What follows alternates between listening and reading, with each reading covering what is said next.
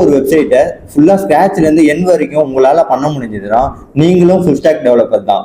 இந்த வீடியோல full stock டெவலப்பர்னா என்ன, ஃபுல் ஸ்டாக் டெவலப்பர் ஆகிறதுக்கு என்னென்ன டெக்னாலஜி யூஸ் பண்ணா நீங்களும் ஃபுல் ஸ்டாக் டெவலப்பர் ஆகலாம் அப்படின்னு சொல்லிட்டு தான் பார்க்க போறோம். இந்த ஃபுல் ஸ்டாக்கை ரெண்டு ஆஃபா டிவைட் பண்ணிப்போம். ஒன்று வந்து பார்த்தீங்கன்னா ஃப்ரண்ட் எண்ட், இன்னொன்று பார்த்தீங்கன்னா பேக் எண்ட். இந்த ஃப்ரண்ட் எண்ட்ல நீங்க பார்க்கக்கூடியது எல்லாமே வந்து ஃப்ரண்ட் எண்ட் தான். அதாவது நீங்க ஒரு கிளைண்டா ஒரு யூடியூப் சேனல்ல ஒரு வீடியோ பாக்குறீங்க, அது கீழே வந்து பார்த்தோன்னா அவங்களோட டைட்டில் இருக்கும், லைக் ஷேர் கமெண்ட் இருக்கும், அவங்களுடைய ப்ரொஃபைல் இருக்கும், அது கீழே வந்து பார்த்தோன்னா உங்களுக்கு கமெண்ட் செக்ஷன் இருக்கும், அது கீழே வந்து பார்த்தோன்னா உங்களுக்கு ரெக்கமெண்டேஷன் வீடியோ இருக்கும். நீங்க பார்க்கக்கூடியது எல்லாமே வந்து ஃப்ரண்ட் எண்ட் தான். அடுத்து வந்து பார்த்தீங்கன்னா பேக் எண்ட். இப்போ அந்த பேக் எண்டை நம்ம ரெண்டு ஆஃபா டிவைட் பண்ணிப்போம். ஒன்று வந்து பார்த்தீங்கன்னா பேக் எண்ட் லாங்குவேஜ், இன்னொன்று வந்து பார்த்தீங்கன்னா பேக் எண்ட் டேட்டாபேஸ். இப்போ பேக் எண்ட் லாங்குவேஜ்னா என்னன்னு பார்த்தீங்கன்னா நீங்க ஒரு கமெண்ட் பண்றீங்க உங்களுடைய லாங்குவேஜ்ல, அதே மாதிரி வந்து பார்த்தீங்கன்னா வேற வேற ஸ்டேட்ல வந்து பார்த்தீங்கன்னா வேற வேற லாங்குவேஜ் யூஸ் பண்ணுவாங்க, அவங்க ப்ரிஃபர்ட் லாங்குவேஜ் யூஸ் பண்ணுவாங்க.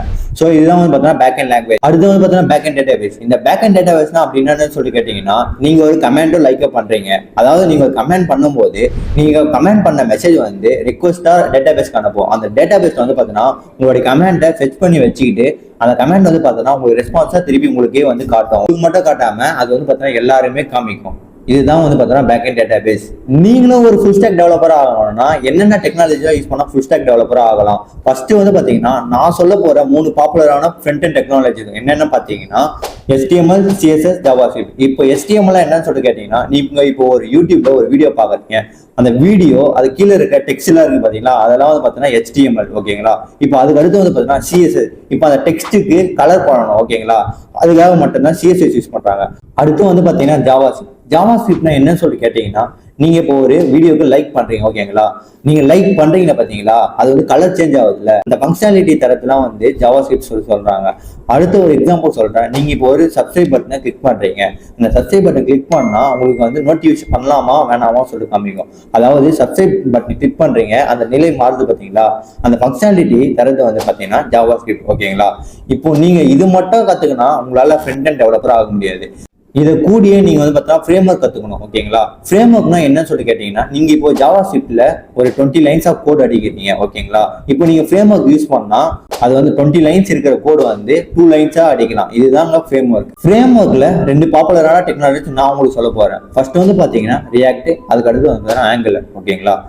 அடுத்து வந்து பார்த்தீங்கன்னா பேக் எண்ட். அந்த பேக் எண்ட்ல நம்ம ரெண்டா டிவைட் பண்ணிருந்தோம். ஒன்று வந்து பார்த்தீங்கன்னா பேக் எண்ட் லாங்குவேஜ், இன்னொன்று பார்த்தீங்கன்னா பேக் எண்ட் டேட்டாபேஸ். ஓகேங்களா?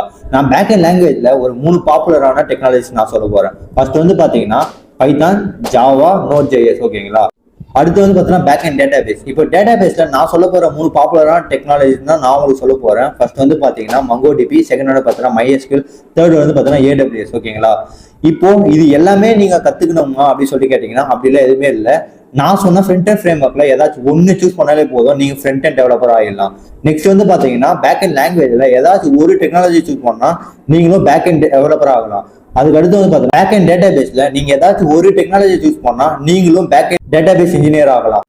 இப்போ நீங்க ஃப்ரண்ட் எண்டும் பேக் எண்டும் ஒன்னா சேர்த்து கனெக்ட் பண்ணி படிச்சீங்கன்னா நீங்களும் ஃபுல் ஸ்டாக் டெவலப்பர் ஆகலாம். உங்களுக்கு இந்த வீடியோ புரிஞ்சிருக்கும்னு நினைக்கிறேன். அப்படி புரியலன்னா நீங்க கமெண்ட் பண்ணுங்க, நான் உங்களுக்கு சொல்லித்தரேன். Okay, bye guys.